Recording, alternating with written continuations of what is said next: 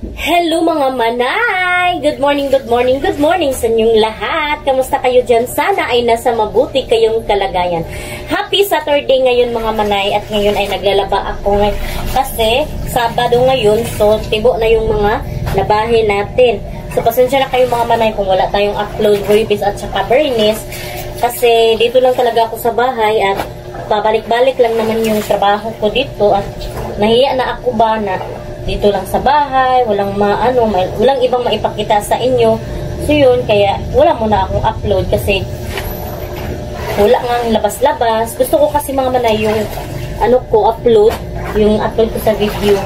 May may maipakita naman ako kakaiba sa inyo. So ngayon, nag-update ako kasi may mga subscriber din ako na naghanap sa aking vlog. So thank you so much sa inyong pag-update sa akin. So ayan, laba tayo kasi natibo na yung mga damit. 1 week kasi ako bago maglaba para makatipid tayo ng tubig, sabon, at saka kuryente. Kasi hirap talaga pag araw-araw maglaba. Kasi kapag araw-araw maglaba, mausik ang maksaya yung tubig, at saka sabon, at saka panahon. Diba? Masasabi ko na panahon mga manay kasi hindi kada araw ay maglaba tayo kasi dyan maaksaya ang ating oras sa paglalaba. So, thankful ako kasi may washing. Madali lang ba? So, shoutout pala kay Mami MD from US. Hindi ako sure kung nakauwi na ba siya sa kanila. Kasi sabi niya, July 7. July 7 ata yun. O, yun mga manay kasi. Thank you so much, Mami MD, sa mga blessings mo na share mo sa amin. Thank you so much. At saka, mga manay, nag-upload din ako kasi may namimiss din sa akin, na din ako ba na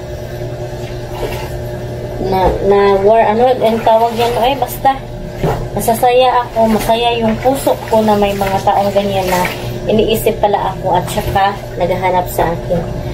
So yun, tibo itong inuna ko mga manay, mga puti. So hindi naman masyadong marumi itong mga damit ng aking mga anak kasi lang naman, nasa school, tapos bahay, gano'n. Tsaka dito lang naman at wala naman tayo nag-farm. So, plano ko mga manay ay punta siguro ako bukas ng bukid para may makontent tayo na magandang view naman. Kasi madami din kasi mag-view sa akin doon sa bukid kapag doon tayo mag-content. At saka tingnan ko mga manay kung ano nang update sa natin, pinagawang bahay kubo. Gusto ko kasi magbahay kubo doon kasi plano ko magtanim-tanim tayo ng mga gulay para may mag-content. So, yan, continue muna ako sa paglaba mga manay at mamaya baka lalabas ako kasi bili ako ng ulam at sama ko din kayo para may makita naman kayong ibang view. So, while magpapatuyok ako dito mga manay, ay nilalagyan ko to ng tubig para magwaswas tayo dyan. At saka kukuha din ako ng isda dyan sa ref. Kasi magprito tayo. Palambutin ko mga manay.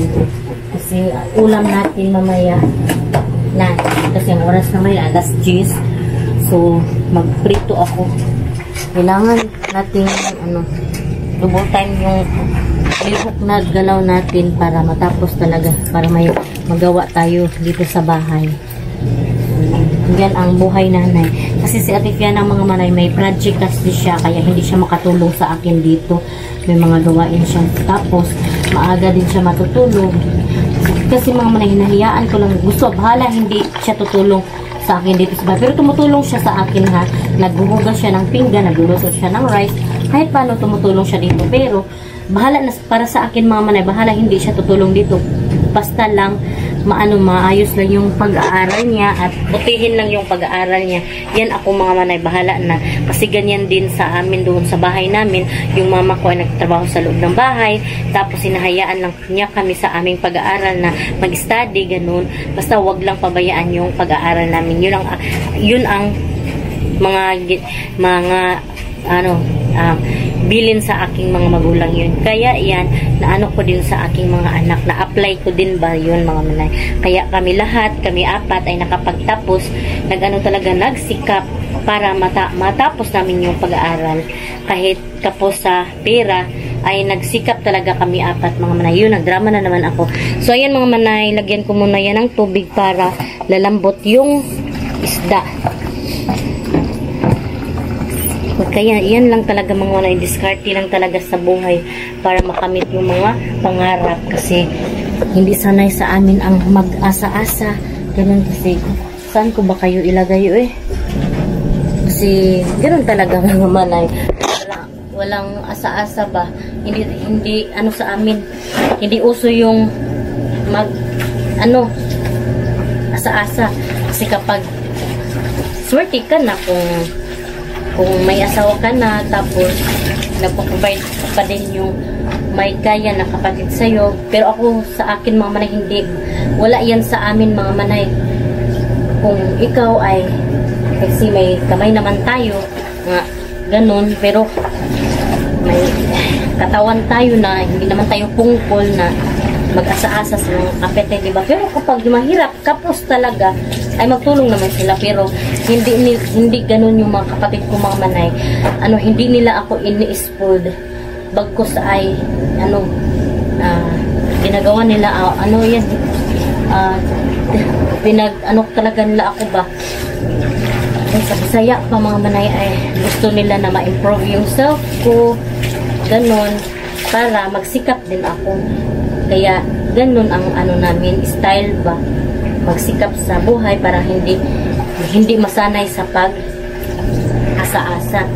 Para sa future ay ka na, you can stand by your own, char, ganun mga manay ba. Kasi hindi sa lahat ng panahon, sa oras ay andyan sila, di ba? Kailangan talagang kayo. Huwag i-spoiled. Kasi ako mga manay, ganun yung mindset ko Kasi ako yung bunso, pero hindi ako i-spoiled, di ba? O, ganun talaga mga manay, huwag i-spoiled din ang pamilya. Kasi katulad ko, bunso ako, di ba? Pero hindi ako i-spoiled. Nagsisikap ako para sa sarili ko at para sa pamilya ko. Kahit may kunti nga ako pera, binibigyan ko yung mama at papa ko, di ba? O yan mga manay, huwag tayong mag-asa-asa kasi malaki na tayo Hindi tayo pungkol ba? Mayroon tayong kamay at paa na pwede naman. Yung iba nga, kahit walang kamay, nagsisikap sila, di ba? Yun. So, tapusin ko muna itong mga manay at tumaas naman yung chikahan natin.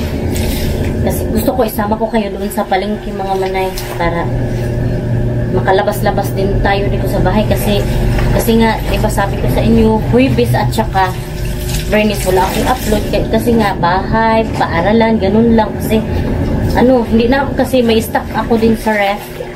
Kaya kasi ngayon ay wala na, ubos na, konti na lang, isda na lang yung laman.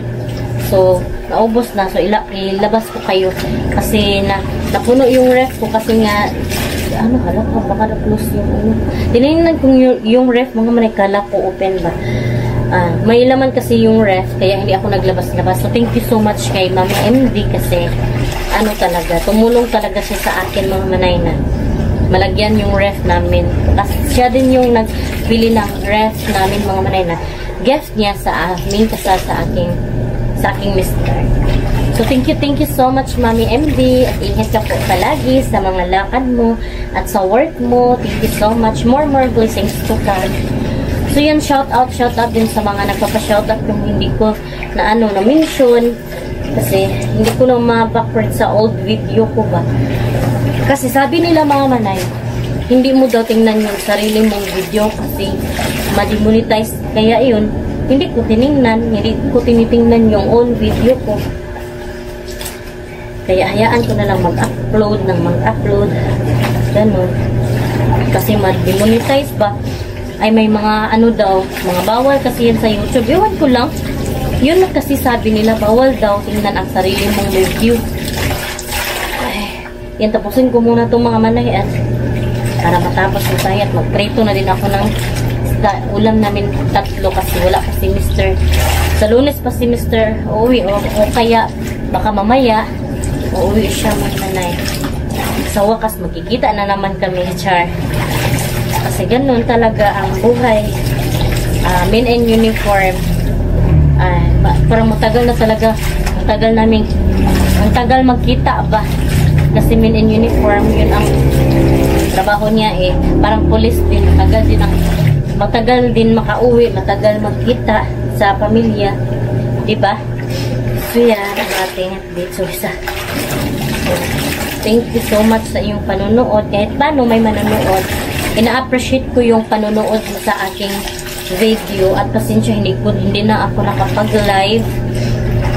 Kasi pinaspasay na mga manay ba? Kami mga pangyayaring hindi natin maasahan.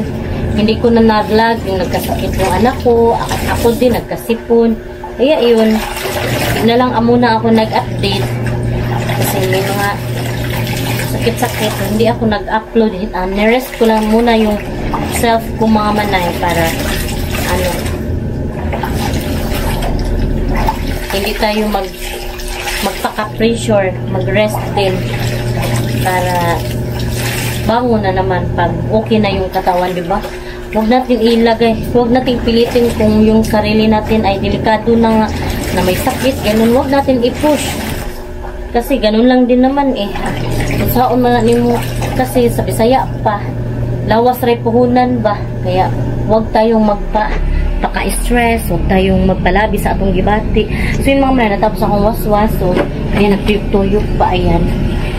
Nagtuyok pa yung natin. Ayan o, diba? At saka yung mga pantibra at saka pantibra at saka ito, nakakahiya naman. Uy, pinakita ko pa talaga. Pantibra at saka medyas dyan. Anuhin ko pa yan mga manay. Humulan o mga Zunrox at saka sabon. At saka ito mga manay. Nilinis ko na to. Ayan. At saka ito kanina. Nagprito ako dito nila. Tinakpan ko lang kasi pwede pa naman yung oven. Ito nilinis ko na din. So wala kasi kami, dyan ko kasi nilalagay dyan mga manay. So yun yung mga labahin ko pa. Ang dami pa. So ito yun. At ito tapos na. Ito yung ating update for today. Ang daming pato mga manay. Ayun, naglakad-lakad sila. Mga pato. Mga cute. Yung mga yung mga malaliit andun sa unahan. So yun, napunong na. So magwaswas na tayo mga manay. Lagay ako dito ng electric fan kasi napakaigang ba. Ayan, sin kasi dito mga manay. Kaya may electric fan tayo dito kasi napakainit. Yung mga isda at saka manok. Maliit lang yung area namin dito pero madami kaming alagang hayop at saka may mga tanim at yung mga kamatis ko tumubo na talaga, lumaki na talaga sila. So yun, anuhin ko muna itong mga manay at update ko na lang kayo later. So ayan, lumambot na yung isda mga manay at kinuha ko na yung tubig. Pinanon ko na. So i-ano na natin to, i-marinate na natin sa hindi ko pala i-marinate kasi magprito na tayo. Lagyan ko na ng asin at saka magic sarap. Meron din akong bitsin mga manay pero magic sarap lang yung ilagay ko. So 3 pirasong isda lang. Ayan, kasi 3 lang kami. Si Phyllis, si Ate Viana at ako. Ayan. Kasi wala kasi Mr. mga manay. At saka para makatipid din, tig 1 piraso lang kami. Saka hindi naman kami malakas kumain mga manay. At saka tama lang talaga yung niya size ba para sa isang tao. Para sa amin mga manay, tama lang talaga to. Kung sa amin kasi hindi naman kami malaki yung pagkain talaga. Kinakain namin kasi maliit naman kami ng mga tao. Tsaka may mga natira pa. So 3 pa din yung natira. Kasi hindi naman siguro yun kakain si Mr. dito kasi super na tanghali. So ayan yung natin. Ayan yung ulam natin sa ngayong tanghali. Yan yung pang natira. So may 3 pang natira. So ilagay na ulit ko na to sa ref para hindi siya masira ba. Ayun, ano ba yan? Uy, ang islang ko naman masira. Yan, lagay na natin dito mga manay. At ayan yung nilabhan ko na decolor na mga black. Kasi yung mga decolor na mga light, ayan na. At saka yung puti na sa ilalim. Pero hindi naman yan sila maglubad mga manay. So tatapusin ko to. Pero magprito muna ako. At may pantalon pa dyan. Ayan, oh. So, meron pa talaga tayong mga bahan. Pero malapit naman matapos yan. Madali lang yan kasi sanay naman tayo ng madamihang labahin, di ba? Magprito na ako mga manay para may ulam tayo. Ganito talaga si Manay Course sa bahay mga manay. Kapag dito lang sa bahay, sa loob. Pero kahit paano, masaya ako mga manay na may manood pa rin. Kahit hindi naman, ganun talaga totally kadaming yung viewers ko. Pero, pinagpasalamat ko pa rin yan. Kasi it's a blessing na may manonood sa'yo kasi hindi ka naman sikat. Uy! Nahulog na hinuon. Hindi tayo ganun kasikat na may manonood agad na mga viewers. Diba? Hanap muna ako ng trapo. Yan, hiwan ko muna kayo dyan. Ha, madali lang naman ako. Kasi itong gasol mga manay kapag pag hindi mo masyadong ipos, makapalong ba? Ayan, ipos ko muna to. Yung naglagay kasi nito, hindi marunong. Hindi marunong maglagay ng gasol. Bagong empleyado siguro yun ba? Ito na yan. Para mag-prito tayo sa painitin ko muna yan mga manay. Ipakita ko muna sa inyo yung mga mga tanim. Ayan yung mga ang daming mga sabit-sabit dito mga manay. Iinis ako mga manay. Siguro tinuyo ito ni Mr. Ba sa kanya kasi to. Para siguro hindi lalabas yung mga manok. Ito ang kapal kasi jacket niya to na hindi niya gamitin. Ano na yan ba? Junk na. So ayan yung mga natin. Kamatis ang haba na mga manay. Soon mabubunga na talaga yan. At ayan pa yung mga sili natin. Yan. So, yung panahon pala natin mga manay ay mainit na yan. So, kung punta tayo ng bukid bukas ay sure ako may kapag mainit yung panahon, dyan lalabas yung mga ahas. Kasi mainit eh. Kasi yung mga ahas mga manay mahilig yan sila sa malamig. So, doon lang sila sa, may silaw. Doon lang sila sa malamig na area. Nagtatago lang sila. Pero mainit gani mga manay, lalabas yan sila kasi mainit eh. Kaya, maglabasan yung mga ahas kapag mainit yung panahon. Kaya, careful tayo pag pupunta tayo ng bukid. Tsaka magbubutas naman kami mga manay at tsaka hindi nalapok. So, hindi na madalas yung daanan. Ayan, painitin muna natin to kasi kapag hindi mainit yung oil, pipilit yung isda. Magpilit siya ba? So, hindi na matatanggal. Kailangan lutuin muna natin yung oil bago natin ilagay yung isda. Kapal naman yun. Kailangan talaga i-push ba? Sira. Kasi hindi marunong yung naglagay nito. Dapat expert yung talaga. Kasi binibili namin to eh. Magpa-deliver lang kami mga manay. Tapos, yung nag-deliver ay siya yung set up ng gasol. Pero hindi siya marunong. Bago ata yun. Palong na siya. Ano na siya mga manay. Mainit na ba? Tingnan nyo. So, yan ang ating ulam. Mamaya pa ako hapon mga manay pupunta ng palengke. Pero depende niyan mga manay kasi Sabado ngayon at saka bukas punta kami ng Linggo siguro sasamban muna lang kami mga manay at hindi ako pupunta tsaka mainit ilabas eh. Parang tinatamad ako maglabas eh. Nasanay din ako mga manay na dito lang palagi sa bahay ba. Dito lang. Hindi kasi ako mahilig maggala-gala sa labas mga manay. Pinagsikan ko ng tubig mga manay kung luto na ba yung oil. Ganun mga manay. Kapag gusto mo na sure talaga na luto na yung oil ay tabsikin mo. Pisikto ba? Ayan, diba? Magpisik para talaga. Lagay ko muna kayo dyan. Ganyan na. Ay! Double time tayo.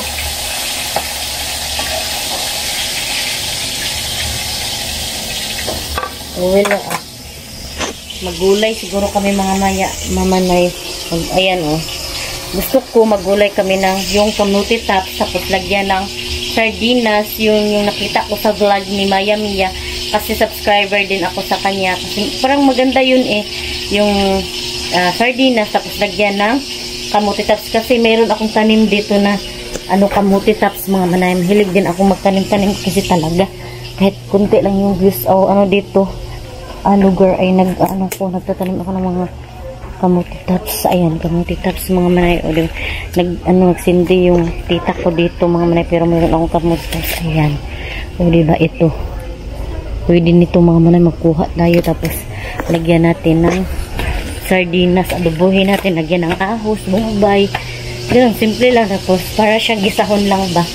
So, yung mga manay, siguro mahaba-haba na yung vlog natin. Thank you so much mga nanood. Sa mga hindi pa pala nakasubscribe, please subscribe my YouTube channel and click the notification bell para updated din kayo sa aking next video. And thank you so much kay Mami MD from US. Thank you so much, Mami MD. See you in my next vlog mga manay. Bye-bye and God bless. Ingat po kayo parati.